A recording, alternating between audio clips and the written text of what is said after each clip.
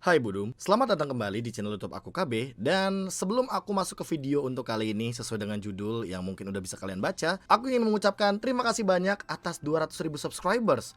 Dan bahkan sampai hari ini kalian yang membuat gua tetap bikin konten, tetap bikin kelas KB, tetap bikin A B C D E F G H I J K L M N sampai K breakdown. Gua tahu angka 200k ini mungkin ya nggak ada apa-apanya lah sama youtuber lain, mungkin content creator gaming lain, content creator yang bahas analis gaming atau ya bahas MPL atau segala macamnya.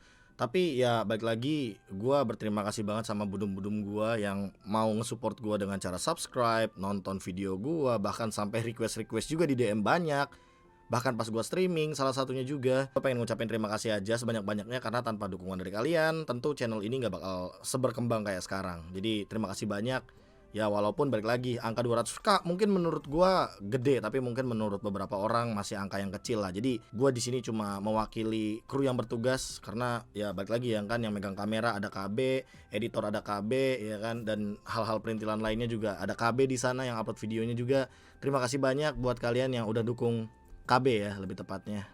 Thank you. Oke, langsung aja kita ke pembahasan video kita. Hal apa sih yang harus dilakukan ketika kita mulai memasuki fase late game? Dan inilah dia poin-poin penting yang akan aku bahas mulai dari poin yang pertama, mengetahui early sampai late game time death. Kenapa waktu mati itu penting buat aku sebagai analis? Karena secara tidak sadar kalian sebagai pemain mungkin akan lebih fokus kepada skill-skill kalian, attack kalian, item kalian, gold leading kalian, atau bahkan objektif-objektif lain. Tapi kalian melupakan macro play yang paling penting, yaitu adalah time death atau waktu kematian dari musuh kalian. Kalian tahu nggak kalau seandainya dari early game sampai late game kita memiliki time death yang berbeda? Seperti gua ambil contoh di sini, kayak ya kita tahu kan di in game ada yang namanya early game sampai dengan late game. Dan kita tahu kalau ngomongin soal early game dari menit 2 sampai dengan menit yang ke-8 itu ya kalian mungkin time death-nya masih dikit gitu loh, masih belasan, masih ya maksimal 20 lah mungkin di menit yang ke-8 gitu loh. Tapi menit yang ke-8 sampai dengan menit yang ke-12, menit 12 sampai dengan menit yang ke-18 itu kan time death-nya lebih lama. Dan bahkan karena kalian tahu kan kalau misalkan kalian mati di menit yang ke-18, kalian bisa nungguin 1 menit atau bahkan lebih dari 1 menit sampai dengan 70, 80 detik atau 90 detik mungkin ketika kalian berada dalam posisi mati atau restricted time, kalian itu muncul gitu loh. Nah, apa sih pentingnya ketika kita memasuki late game, tahu durasi kapan kita mati atau musuh kita mati gitu loh. Jadi gini, concern yang paling mudah adalah kalian harus tahu bahwa Lord akan muncul per 120 detik setelah kalian mendapatkan dan Lordnya hancur gitu loh, ya kan. Jadi kalau misalkan kalian nge-Lord menit 8 ya kan, nanti Lord bakal muncul lagi menit 10 ya kan. Let's say dari menit 8 sampai dengan menit yang 10 ada scale time atau ada perbedaan waktu ya sekitar 15 sampai 30 detik, yang membuat nanti kalian akan lebih ready untuk dalam hitung-hitungannya. Misalkan 120 tambah 15 ya berarti ada sekitar 135 detik. Ya 2 menit 15 detik. Kalau misalkan tambahnya 30 detik berarti ya 120 tambah 30 150 detik alias 2,5 menit. Ya nantinya kalian 2,5 menit setelah mendapatkan Lord yang pertama, kalian bisa setup untuk Lord yang kedua. Hal-hal konsep kayak waktu itu penting banget dalam MOBA. Kenapa? Karena 1 detik dalam MOBA ya itu emang gak 7 tahun kayak Interstellar gitu loh. 1 detik tidak sama dengan 1 tahun atau 7 tahun, enggak. Tapi 1 detik dalam MOBA kalian itu bisa melakukan banyak hal. Salah satunya adalah timing management. Semisal kalian tahu informasi bahwa kalian mendapatkan Lord di menit yang ke-8, berarti 2 menit kemudian kalian ada di menit yang ke-10. Kalau misalkan menit ke-10 kalian blunder, berarti kalian ada kesempatan bahwa kalian akan di comeback dengan Lord yang tercuri karena udah 2 menit semenjak Lord yang pertama, atau bahkan hal-hal perintilan lainnya yang bisa menjadi mara bahaya juga. Karena udah rahasia umum kalau seandainya kita sebagai pemain MOBA, sebagai pemain Mobile Legends salah satunya, itu sering banget owning di early game, dominasi banget di early game. Tapi kenapa ketika udah mulai memasuki late game kita jadi fall off? Bahkan gak cuma fall off, bisa-bisa comeback, meta penggaris dilurusin atau segala macamnya yang sering terjadi di Mobile Legends gitu loh. Makanya kenapa time death ini aku taruh di paling depan, karena sebenarnya hal yang paling penting dari bermain Mobile Legends adalah kalian tahu waktu. Karena fase gamenya cepat, karena fight-nya cepat, karena mungkin fase gamenya juga bener-bener gampang untuk dibalikin, apalagi di era sekarang yang gampang banget comeback. Kalian minimal harus tahu kalau misalkan kalian mati di menit yang kedua, kalian akan mati berapa lama. Kalau misalkan di menit yang ke-8 kalian mati berapa lama, nanti menit yang ke-20 kalian mati berapa lama. Kenapa? Di early game seandainya kalian mati, kalian jadi tahu kapan kira-kira kalian tidak bisa farming. Semisal aku ambil contoh, misalkan kita mati di early game, kita jadi tahu, oke, mati di early game mungkin di 2 menit awal, matinya baru sekitar 15 detikan. Tapi poinnya bukan kita mati bentar, no. Tapi selama 15 detik berarti kita tidak bisa melakukan farming atau bahkan mendapatkan gold atau bahkan melakukan ganking atau bahkan melakukan hal-hal yang bisa mendapatkan objektif. Mindsetnya kita ubah sedikit di sini. Mati itu bukan berarti kalian rugi karena kalian diserang gitu loh sama musuh kalian. No, bukan itu mindsetnya. Tapi mati dan time time death di sini adalah waktu ketika kalian tidak bisa melakukan apapun, termasuk mendapatkan EXP dan juga gold dari wave minion atau bahkan jungle, dan hal tersebut yang membuat kalian jadi rugi sebagai pemain Mobile Legends. Itu misalkan lagi dalam lose condition. Kalau lagi winning condition, setidaknya kalau misalkan kita tahu time death lawan kita di late game, kita bisa mendapatkan banyak hal loh. Kalian tahu nggak kalau seandainya konsep kill di MOBA itu bukan berarti kalian nanti akan mendapatkan gold dan EXP yang lebih banyak daripada lawan kalian. Konsep itu udah old school banget. Di era yang sekarang, di meta yang sekarang, ketika kalian mendapatkan kill, kalian bisa mendapatkan objektif secara gratis. Kita ambil contoh, yang paling sering menangin laning phase di gold lane biasanya lebih mendapatkan keuntungan, karena untuk sekarang di 5 menit awal kalian bakal mendapatkan yang namanya platingan gold, dan gold tersebut bakal didapatkan secara gratis tanpa ada gangguan di laning phase. Jadi kalian bisa bebas nembak-nembakin turret, menghancurkan turret, atau bahkan mengambil objektif lainnya, termasuk wave minion di mid lane atau bahkan di turtle sebagai gold laner. Jadi walaupun mungkin ini adalah hal kecil yang jarang diperhatikan, tapi menurut aku time death ini merupakan hal yang lumayan penting. Kenapa? Karena setidaknya kalian bisa tahu apa step selanjutnya setelah kalian melakukan ganking, setelah kalian mendapatkan point kill, dan ketika musuh kalian tidak bisa farming. Ingat, mati sama dengan tidak bisa farming, dan kamu yang mendapatkan killnya bisa mendapatkan objektif dengan gratis. Poin yang kedua pasti elaborate banget sama roamer yang paling sering kalian dengar juga, seperti informasi yang kayak gini. Woi, 250 tuh flickernya. Woi, 410 tuh baru ada ulti lagi. Woi, ini flickernya 2 menit dari sekarang, menit berapa ya? Sama halnya seperti informasi yang didapatkan dari battle spell, item, ultimate, source skill, atau bahkan time death yang tadi baru kita bahas di poin yang pertama. Immortal bisa menjadi poin yang nantinya bisa mengkamuflase timing musuh kalian. Aku ambil contoh seperti ini. Misalnya lawanku adalah Brody bawa flicker. Oke, dia gunain flicker di menit yang ketiga, artinya dia akan ada flicker lagi di menit yang kelima. Tapi dengan Immortal, jadi hitung-hitungan gue nambah lagi. Misalkan gue udah fight di late game, fight di menit 18. Oke, dia ngeluarin flicker di menit 18. Berarti dia ada flicker di menit 20. Dan dia pegang Immortal. Immortalnya pecah di menit 18.30. Artinya dia ada Immortal lagi di menit 21.30.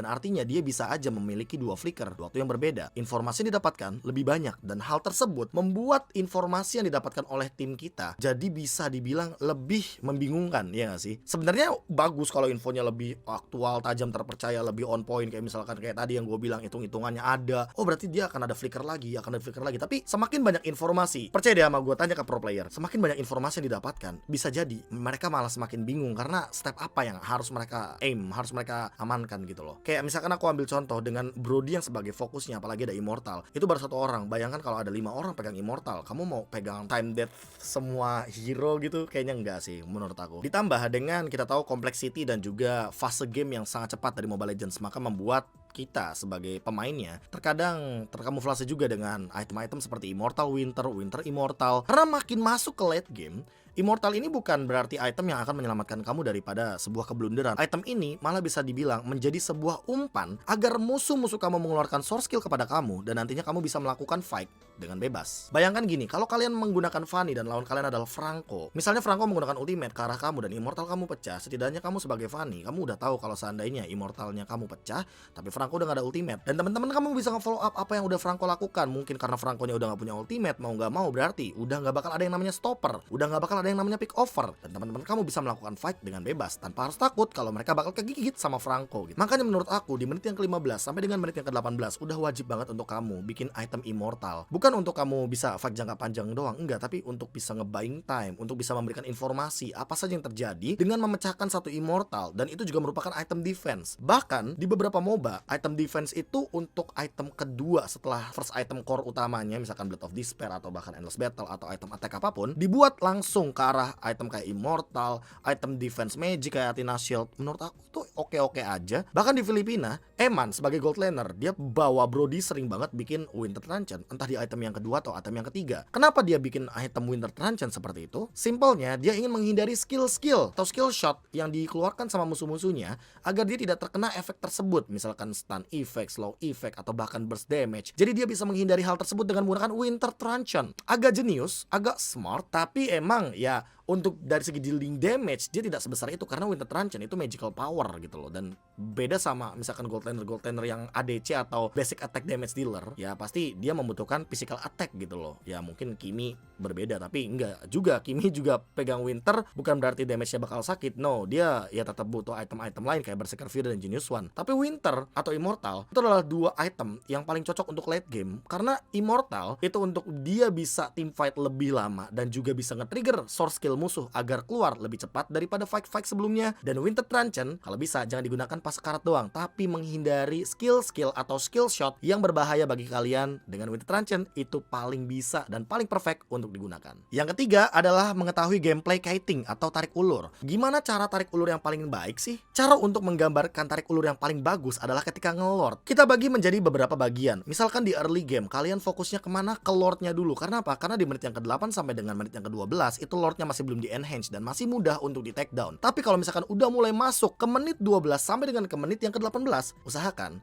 targeting kalian itu adalah ke hero lawan yang mungkin akan melakukan kontes terhadap lordnya. Seperti aku ambil contoh di sini, semisal kalian lagi nge-lord di late game atau mungkin di menit-menit krusial. Ketika kalian melihat musuh kalian mencoba untuk mendekati kalian di area teritorial lord, usahakan kalian sebagai tim itu lepasin aja lordnya. Abis itu kalian fight berlima atau bahkan kalian lepasin lordnya dan coba lihat reaksi lawan kalian. Apakah mereka yang lagi di late game, yang kalian ingin melakukan end game gitu kan, lagi menang, misalkan lagi woi gue menang 10.000 gold, dan musuh kalian keluar dari teritorial area pertahanan mereka, otomatis kalian bisa memakan mereka semua. Kalian bisa fight berlima karena perbedaan gold yang terlalu jauh, apalagi kalau misalkan kalian lagi winning condition. Atau mungkin ketika kalian megang 3 turret base-nya, ya berarti kan minion kalian akan berjalan tuh ya kan. Jadi kalau misalkan lordnya di bawah dan minion atas jalan, otomatis ketika kalian ulur lordnya dan lordnya ke reset, minion atas jalan, musuh kalian pasti bakal mundur dan kalian bisa melakukan lord ulang. Karena apa? Karena musuh kalian akan muncul di map untuk melakukan clear wave minion. Dan gameplay kiting atau tarik ulur gameplay ini emang paling bagus, paling bisa dilihat itu ketika lord. Jadi ya usahakan buat setup lord sebaik mungkin, dan misalkan kalau udah mulai masuk late game, jangan lupa targeting hero dulu, baru lordnya nanti urusan belakangan. Karena sayang banget kan kalau seandainya kalian dapat lord tapi kalian wipe out, atau yang paling buruk lordnya diambil musuh, kalian wipe out. Ya udah pasti meta penggaris sih kalau kayak gitu. Poin yang keempat adalah menghafalkan detik 11 dan juga detik ke-41. Emang ada apa di detik itu? Kalian harus tahu kalau seandainya minion itu akan muncul 2 kali dalam 1 menit. Yang pertama adalah di detik 11 dan yang kedua adalah di detik 41. Dan itu setiap menitnya akan ada 2 wave minion yang berbeda-beda. Yang artinya akan ada total 6 minion yang akan berjalan dalam 1 menit. Karena dalam 1 wave minion itu ada 3 minion jumlahnya. Dan kalau misalkan ditotalkan jadi 2 per menitnya ada 6. Tapi jarang kita ngeliat ada 6 minion yang bisa survive. Karena minimal tuh ada 4 atau 5 lah. Sama gerobak itu juga. Di late game, kenapa kita harus menghafalkan detik 11 dan juga detik 41? Karena detik tersebut adalah detik yang terdekat dengan wave minion muncul. Banyak banget tim-tim MPL yang ingin mendapatkan kemenangan dengan cara cepat, tapi ternyata mereka lupa kalau seandainya wave minion itu bakal muncul di detik ke-11 dan juga di detik ke-41. Makanya ketika mereka lupa atau mungkin mereka tidak memperhatikan hal tersebut, mereka jadi lupa kalau seandainya minion akan mendorong keluar minion kita, sehingga nanti base-nya nggak bakal bisa dihancurkan. Dan hal tersebut yang paling sering terjadi dalam game Mobile Legends. Di MPL kita mungkin jarang lah ngeliat hal tersebut terjadi. Kalaupun itu terjadi sekalipun, mungkin karena miskomunikasi atau mungkin hal-hal atau faktor X lainnya yang membuat tim tersebut tidak bisa melakukan endgame karena wave minionnya muncul. Tapi kita juga sering banget melihat setup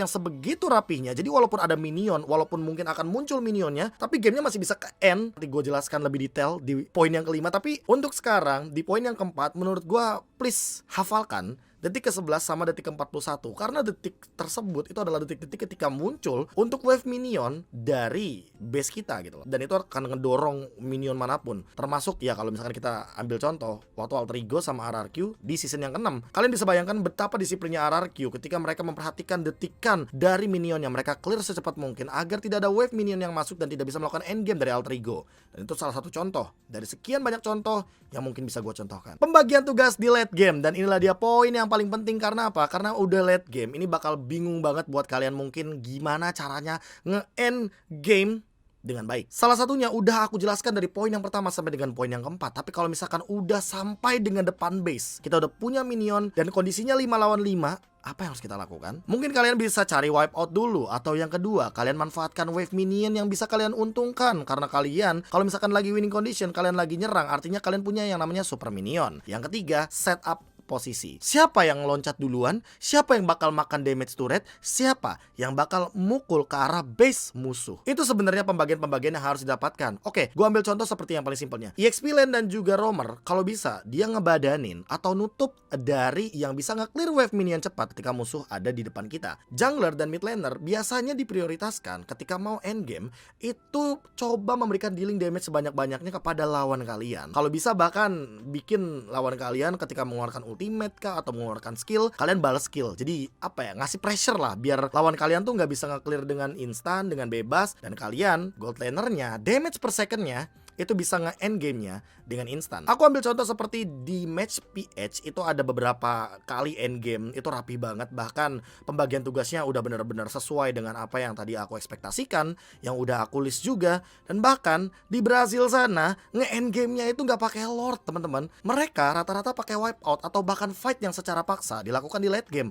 Kenapa? Karena mereka tahu walaupun wave minionnya muncul, tapi di late game mereka, musuh kita, mati tuh lama banget. Jadi bisa dimanfaatkan sedemikian rupa agar menjadi sebuah keuntungan dan kita bisa mendapatkan kemenangan. Dan itulah dia cara endgame dengan pembagian tugas di late game. Kayaknya sampai sini udah selesai dengan penjelasan apa yang harus dilakukan ketika kamu lagi winning condition dan kamu mau menyelesaikan gamenya di late game. Dan mungkin itu baru 5 dari sekian banyak cara yang bisa kalian temukan sendiri atau bahkan kalian bisa tulis di kolom komentar sebagai opini kalian. Terima kasih banget udah nonton sampai akhir. Mungkin nextnya akan gua buat gimana caranya kalian menang di late game dengan lose condition. Kalau ini kan winning condition, jadi kita tungguin aja kalau misalkan nanti lose condition akan seperti apa. Tapi inilah dia sesuai dengan janji gua akan membahas soal cara nge-end game di late game. Anyway, itu dia keseruan untuk kelas KB di episode kali ini. Jangan lupa untuk like, comment, share, dan juga subscribe. Sampai jumpa lagi di kesempatan selanjutnya. Gua KB mohon pamit undur diri dan jangan lupa bahagia. Dadah.